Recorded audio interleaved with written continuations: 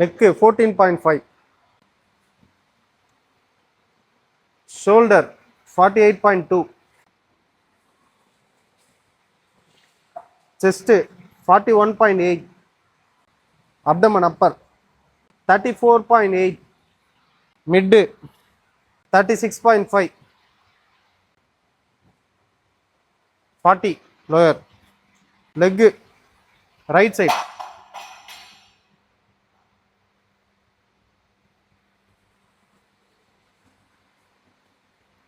25,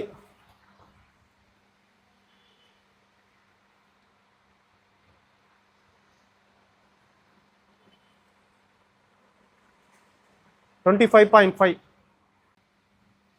right calf 14,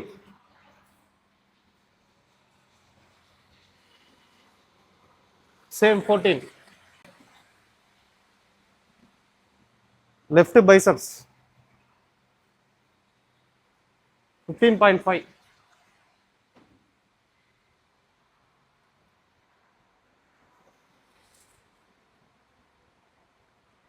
15.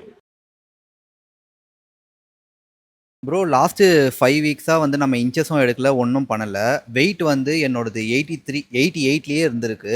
So இதுக்கு மேலேயும் என்னால் வந்துட்டு அந்த 90 கேஜியை வந்து புஷ் பண்ண முடியல. ஏன்னா இன்டேக் எடுத்தேன்னா வந்துட்டு வயிறு ரொம்ப பெருசாக வர மாதிரி இருந்தது. ஸோ அதனால் வந்துட்டு 88லேயே நிற்கிறேன்ல, அதனால் இப்போத்துலேருந்து நான் கட் பண்ணலான்னு ஸ்டார்ட் பண்ணுறேன். இப்போ வந்துட்டு மண்டே வந்து கட் பண்ண ஸ்டார்ட் பண்ணதுக்கப்புறமா இது சாட்டர்டே இப்போ வந்து நம்ம ஃபஸ்ட் இன்ச்சஸ் எப்போவுமே எடுக்கிற மாதிரி எடுத்துருக்குறோம். ஸோ ரிசல்ட் எப்படி இருக்குது, இன்ச்சஸை சொல்லுங்கள். ரிசல்ட் பார்த்தீங்கன்னா அப்டமனில் வந்து அப்படியே தான் இருக்குது. அதாவது 0.1 அண்ட் 0.2 ஏறி தான் இருக்கே தவிர இறங்கலை. ஆனால் அப்பர் பாடியில் ஷோல்டரு செஸ்ட்லாம் இறங்கியிருக்கு, ஒரு இன்ச்சுக்கு மேலே இறங்கியிருக்கு. இப்போ நீங்கள் என்ன பண்ண போறீங்கன்னா, இப்போ இருக்கிறதுல நீங்கள் இதுலேயே மூவ்மெண்ட் கொடுத்துட்ருக்கீங்க இந்த 1 வீக்காக. கரெக்டாக எந்த ஒரு இன்டேக்கும் எதுவுமே வந்து கம்மி பண்ணாமல் நம்ம கார்பில் கட் பண்ணுவோம்ல, இப்போ கட் டவுன் ப்ராசஸில் நம்ம அதெல்லாம் எதுவுமே பண்ணாமல் ஒரு நாள் ஒர்க் அவுட்டு ப்ளஸ் கார்டியோ, இன்னொரு நாள் வெறும் அப்டமல் ப்ளஸ் கார்டியோ இதை மட்டும் பண்ணிகிட்ருக்கேன். இதுக்கப்புறமா வந்து நான் ஒரு 2 வீக்ஸ் போட்டோம், அதுக்கப்புறமா வந்துட்டு வெயிட் இறங்காமல் அதே இதில் சேமாக இருந்தது அப்படின்னும் போது அதுக்கப்புறமா நான் வந்து கார்பை கட் பண்ணலாம் அப்படின்ற ஐடியாவில் இருக்கேன். இப்போ நீங்கள் ஆல்டர்னேட் டேஸில் வந்து கார்டியோ ஆப்ஸ் போடுறீங்க. இப்போது ஒர்க் அவுட் டேட்டை வந்து நீங்கள் எப்படி மூவ்மெண்ட் கொடுக்குறீங்க? ஒர்க் அவுட் டேயில் வந்துட்டு நான் இப்போ செஸ்ட்டு வித் ட்ரைசெப்ஸு, அதுக்கப்புறம் வந்துட்டு ஒரு நாள் பேக் வித் பைசெப்ஸு, ஒரு நாள் லெக்ஸு, அதுக்கப்புறம் இன்னொரு நாள் ஷோல்டர், மறுபடியும் லெக்ஸு, அந்த மாதிரி ஒர்க் அவுட். ஆனால் திரும்ப ஆல்டர்னேட் டேஸில் நீங்கள் ஆனால் கார்டியோ ஆமாம், கார்டியோ அப்டமெல்லாம் பண்ணி. கார்டியோ ஆப்ஸ் என்ன இப்போ எடுத்தோடனே என்ன ஸ்பீடில் வாக் பண்ணுறீங்க, ரன் பண்ணுறீங்களா, வாக் பண்ணுறீங்களா? இப்போது கார்டியோ வந்துட்டு எனக்கு இதுக்கு முன்னாடியே பண்ண எக்ஸ்பீரியன்ஸ் இருக்குன்றதுனால நான் எடுத்தோடனே ஸ்டார்டிங் வந்து 6ல் வைக்கிறேன், ட்ரெட்மில்லில் ஒரு 10 நிமிஷம் பண்ணுறேன். இஎஃப்எக்ஸும் அதே மாதிரி 6ல் வச்சு 10 பண்ணுறேன். அதுக்கப்புறம் சைக்கிளில் ஓரளவுக்கு மீடியமான இன்டென்சிட்டியில் வச்சு ஒரு 10 நிமிஷம் பண்ணுறேன். ஓகே, இது ஓகே தான். ஆனால் என்னன்னா இப்போ என்னன்னா ப்ரோட்டீன் பத்தலை.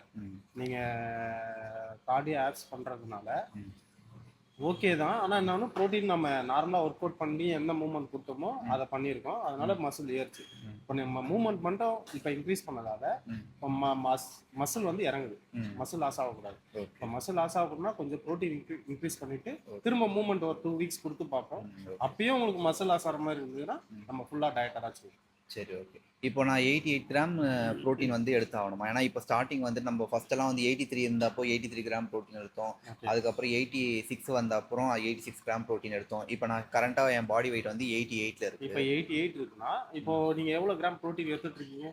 86 கிராம். இப்போ 86 கிராம்னா நீங்கள் இப்போ 100 கிராம் வரைக்கும் ப்ரோட்டீன் எடுக்கலாம், ஒன்றும் பிரச்சனை இல்லை. இன்க்ரீஸ் பண்ணணும், அட்லீஸ்ட் ஒரு 20 கிராமாச்சும் இன்க்ரீஸ் பண்ணுற மாதிரி இருக்கும். 100லேருந்து 110 வரைக்கும் நம்ம இப்போ யூஸ் பண்ணலாம், ஸ்டார்ட் பண்ணலாம். ஒரு 2 வீக்ஸ் பாருங்கள், அதுக்கப்புறம் எப்படி ரிசல்ட் இருக்குன்னு பார்த்துட்டு அதுக்கப்புறம். சரி, ஓகே.